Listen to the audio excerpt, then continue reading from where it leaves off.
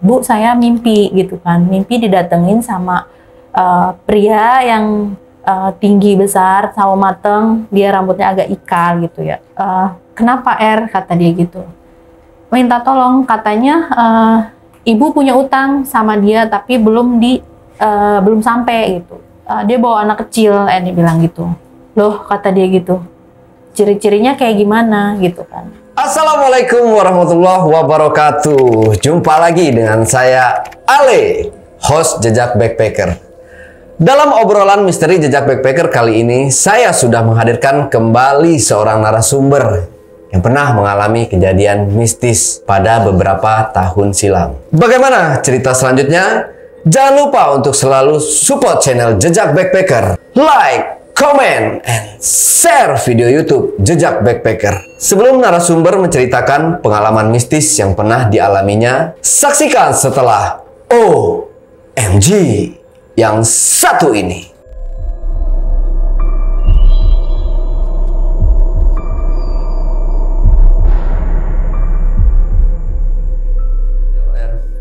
Assalamualaikum Mbak Erni, selamat datang kembali di studio Jejak Backpacker untuk menceritakan pengalaman-pengalaman mistis yang pernah dialami oleh Mbak Erni. Kayaknya banyak banget ya ceritanya ya, sering diganggu lah seperti itu ya. Oke, Mbak Erni mungkin sudah siap ya untuk menceritakan cerita mistis yang pernah dialaminya. Ini cerita udah lumayan lama sih ya. Dari saya pas ngontrak di Jakarta lah ya, beberapa tahun lalu, mungkin 2 atau 3 tahun lalu ya. Jadi Erni itu ngontrak di situ beberapa bulan gitu ya Bang. Beberapa bulan itu kita belum kenal tetangga ataupun yang punya kosan juga, yang punya kontrakan juga kita belum tahu namanya, baru ibu-ibu aja gitu ya. Nah, udah di situ karena kita mau pindah nih, Eni mau pindah pertamanya. Kok kita dalam mimpi itu kayak bilang jangan gitu loh, jangan pindah. Cuman karena Eni biasa kayak gitu ya udahlah biar aja. Kenapa sih gitu kan mau pindah? Cuman anggap angin lalu aja.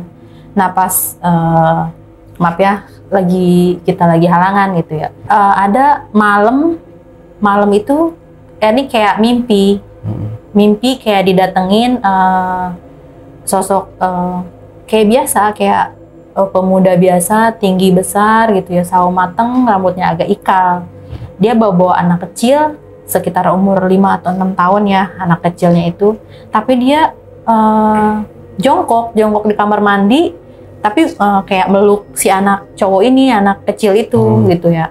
Dia ngomong, itu malah sama ini malah ngomong minta tolong gitu, sampein ke Ibu Susi gitu yang punya kontrakan ini. Dia bilang, minta tolong apa? Dia punya utang sama saya, kata dia gitu. Utang apa? Tolong kamu bilang aja, sampein utang saya. Dia punya utang sama saya dan sampai sekarang belum sampai, dia bilang gitu. Nah pas setelah itu udah tuh cuman mimpi kayak gitu aja. Udah bangun, Eni pas bangun, aneh dong, mimpi kok ini bener apa enggak? Eni nanya lah ke sebelah, Bu, emang di sini yang Ibu Susi yang mana? Yang punya kontrakan, kata dia gitu. Yang punya kontrakan, kok kenapa gitu? Enggak, Eni pengen ketemu deh, pengen cerita gitu ya. Akhirnya ketemulah sama yang namanya Ibu Susi. Eni datanglah ke rumahnya dan sampai rumah Eni bilang dulu sama Ibu Susi, takutnya kan namanya cuman mimpi dia percaya atau enggak gitu ya. Takutnya nggak percaya, Eni bilang, Bu saya mimpi gitu kan, mimpi didatengin sama pria yang tinggi besar, sawo mateng, dia rambutnya agak ikal gitu ya. Kenapa kata dia gitu. Minta tolong, katanya ibu punya utang sama dia tapi belum sampai gitu. Dia bawa anak kecil, Eni bilang gitu. Loh, kata dia gitu. Ciri-cirinya kayak gimana gitu kan.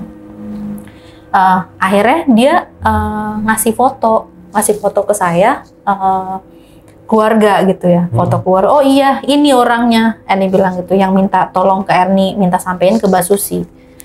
Akhirnya dia nangis. Cuman Eni kan belum tahu ya nangisnya tuh karena apa gitu ya. Kok nangis sih Mbak gitu.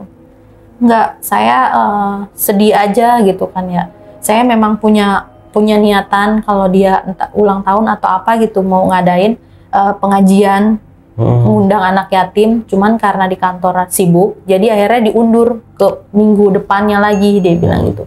Tapi kok bisa gitu ya, kok bisa sampai minta bantuan ke Ernie gitu ya. Ernie bilang, saya nggak tahu deh kalau itu ya. Pas diceritain nama dia, mungkin agak ininya tuh karena keluarganya kecelakaan sekitar 5 tahun lalu. Itu yang anak kecilnya juga, yang pemudanya itu juga, dan orang tuanya itu juga kecelakaan dalam satu mobil pas lebaran mau pulang kampung gitu. Tapi dia datengin Ernie minta tolong itu aja sih.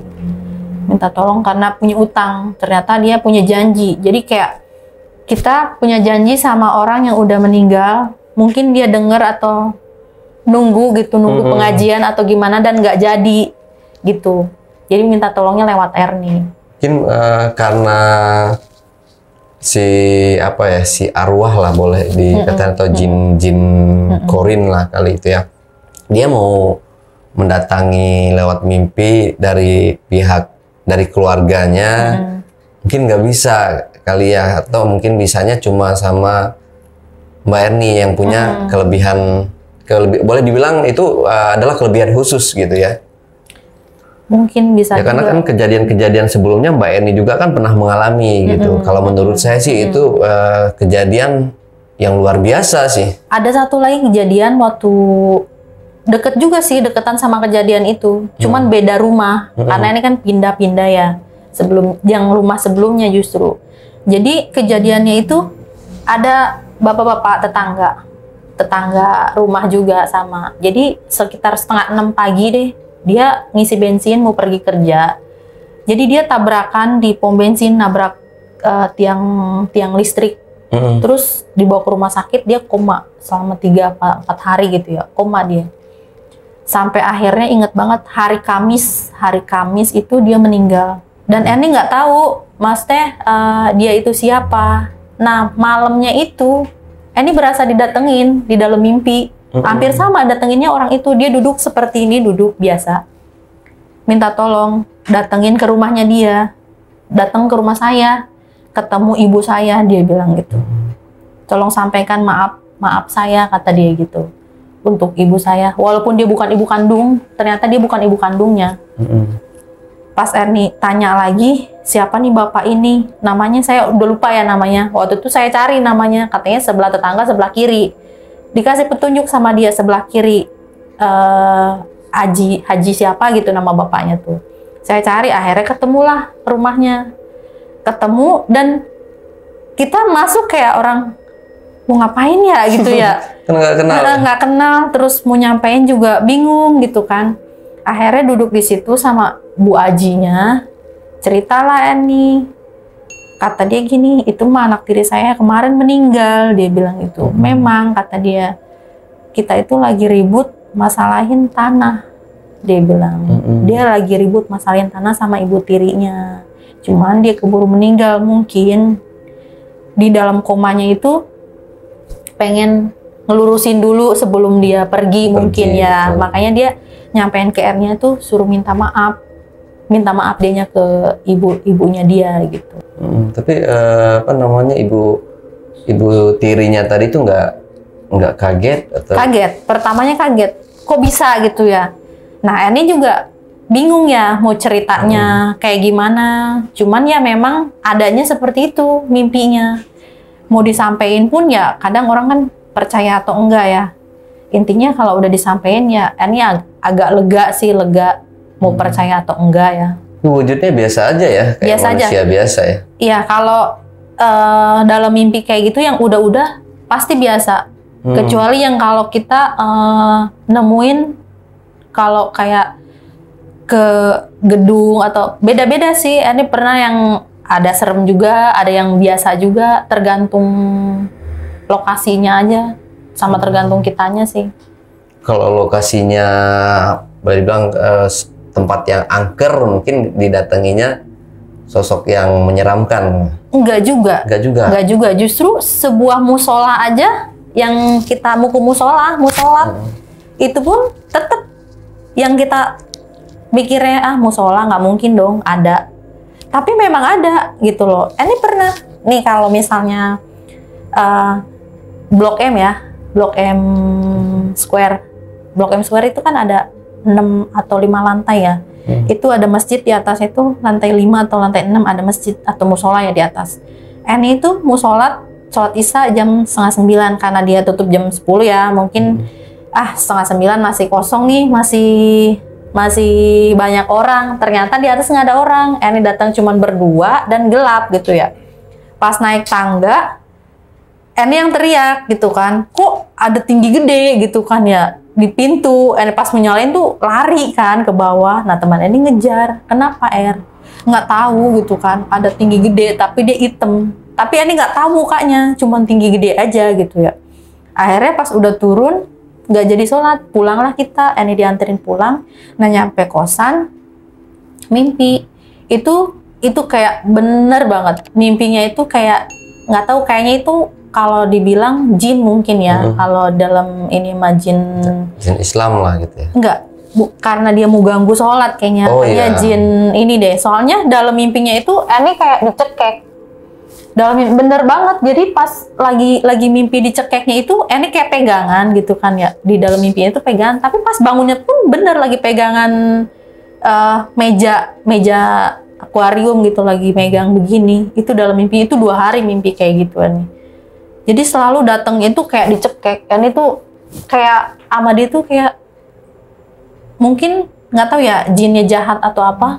Tapi selalu mimpinya tuh dicekek lagi gitu. Sampai akhirnya Eni juga yasinan lagi. Gimana nih balikinnya lagi gitu. Biar dianya nggak ganggu Erni gitu. Tapi untuk sampai sekarang kosan itu masih ditempati?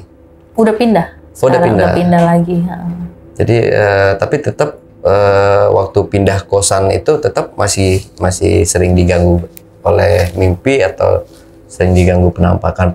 Kalau penampakan masih, tapi tergantung ya. Kalau yang nyampein itu pasti sekali-sekali aja. Kalau yang tadi kan udah nggak pernah nyampein lagi biasanya. Karena dia mungkin cuman itu yang mengganjal dia gitu. Jadi lewat Erni mungkin bisa nyampein ke orang yang masih hidup gitu. Jadi lewat Erni mungkin kayak pembatas kali ya. Mungkin dia nggak bisa lewat orang, bisanya lewat Erni jadi, gitu.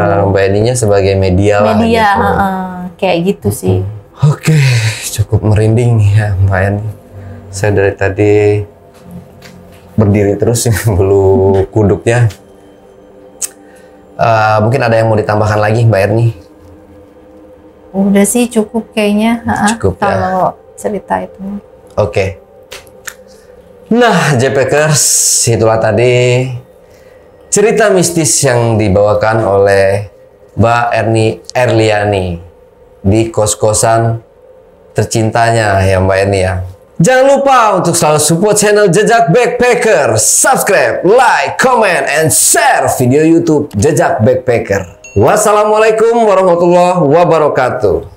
Oke Mbak Eni, terima kasih banyak sudah datang lagi di channel Jejak Backpacker. Dan mungkin lain kali bisa datang lagi Mbak Eni ya. Iya.